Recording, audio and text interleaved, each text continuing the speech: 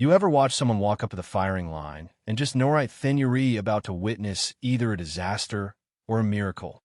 That's how it felt the first time Alicia Mitchell stepped onto the range of Fort Bragg. This tiny, quiet woman barely filling out her uniform, looking more like she'd wandered in from a yoga class than an elite sniper course. Sergeant Mills didn't even try to hide his contempt. "You really think you'll hit the target with a frame like that?" he barked, sending a wave of laughter rolling through the rookies, some even falling back in fake applause, making the whole place crackle with ridicule. But Alicia, she just stood there, cool as you please, her dark eyes fixed on that distant target. Didn't flinch, didn't crack. She pulled up her sleeve for a better grip, and for just a split second, a tattoo peeked out. A black viper coiled around a bullet. Now, I'd seen a lot of things on the range, but that tattoo, let's just say, it put the fear of God into Colonel Harris, who was watching from behind the recruits. The color drained from his face like he'd seen a ghost. He leaned in, whispering, "That's the Black Viper insignia." You could tell he meant it not as a joke, but like he was reliving some old nightmare. Sergeant Mills kept at her, strutting up with his big talk. "Mitchell, you should quit now and save us the trouble. This isn't daycare." The jeers piled on. She probably thought this was Zumba, not the army. Still, Alicia just ran her hand along the rifle, like it was an old friend. No anger, no shame, just this ice-cold calm. Harris couldn't shake the feeling. The Black Viper unit was the stuff of legend and trauma special ops, faces never shown, names classified, most lost in the hellfire of Operation Redline years ago. If that tattoo was real, then Alicia was more than she seemed. Much more.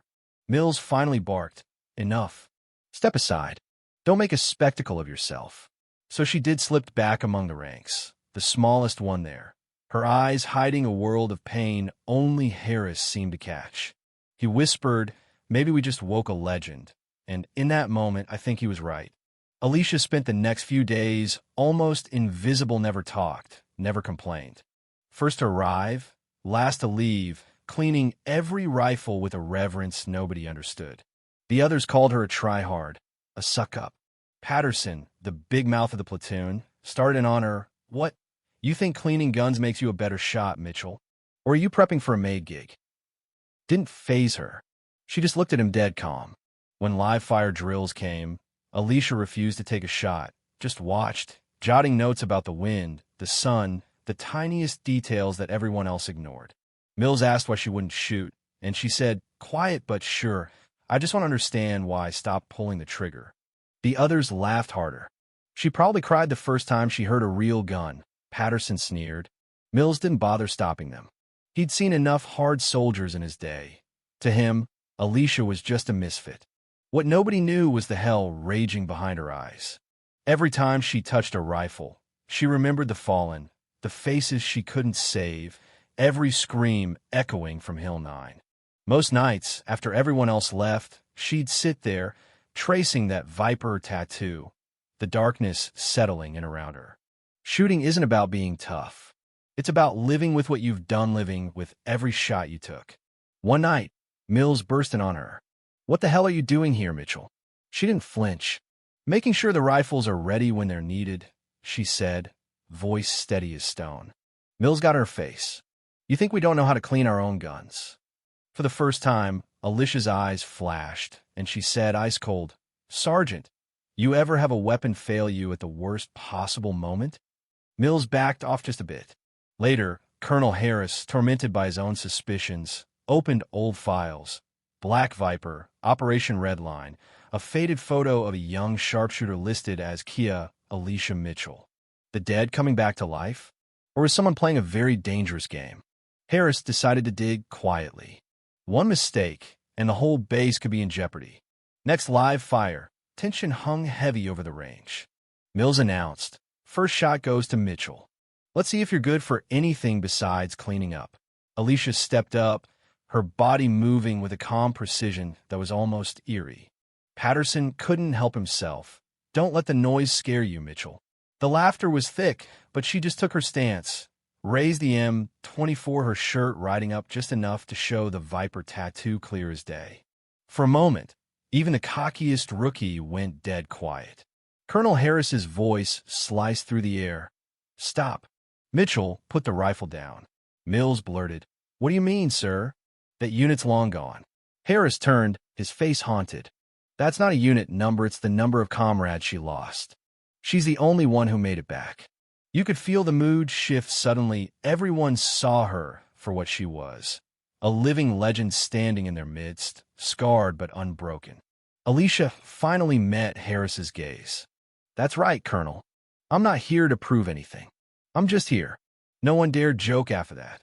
Patterson, who'd heckled her most, just stared at the ground. Harris asked, "Why'd you come back, Alicia?" She met his eyes. "I'm ready to talk, Colonel." Every rookie leaned, and they knew whatever came next would change how they saw her forever. So she told the story. Hill 9, pinned down, 17 enemy snipers, Harris and his men trapped. She watched for 6 hours, waiting, calculating, holding her fire until one shot, just one, could make the difference. She took out 11 snipers without giving away her position. She saved Harris, but lost her entire team in the process. "Why didn't you ever tell anyone?" Harris asked, tears in his eyes. Alicia just said, "Because I know the price of every bullet. Silence is how you protect the people you care about." The range fell silent, but you could feel something new: respect, not pity. Even Patterson stepped forward, voice trembling. "How do we become like you?" Alicia shook her head. "Don't be like me. Be better. I lost 12 friends. Learn from that. The best soldier isn't the strongest or bravest, it's the one who never leaves anyone behind." From that day on, everything changed at Fort Bragg. Patterson started staying late, helping weaker rookies. The mocking died out, replaced by encouragement. Mills, once cold and rigid, softened, started listening more, seeing the potential in every recruit. Harris kept Alicia's letter on his desk, a constant reminder of what really matters. Alicia left the course soon after. Her final words echoed. "The most important thing isn't who you become someday, it's what you do right now to keep your comrades safe." She walked away quietly, saluted by everyone she'd once been mocked by. Each rookie found a handwritten note from her in the barracks the next morning, a personal encouragement. "You are better than you think. Prove it." Mills kept those letters in a box, reading them aloud to every new class. The legend of Alicia Mitchell Black Viper became a part of Fort Bragg. Not because she was the best shot, but because she taught them what it meant to care, to sacrifice, to be humble. And somewhere far away, in a little house, Alicia watched the sunrise, tending her garden, the weight a little lighter, knowing she'd done right by her fallen friends. She'd never wanted to be a hero, but sometimes the world decides for you. Now I'll leave you with this, because you know what? I want to hear what you think. Was Alicia right to stay silent about her past, or should she have shared her story sooner? Does real strength come from skill or from sacrifice?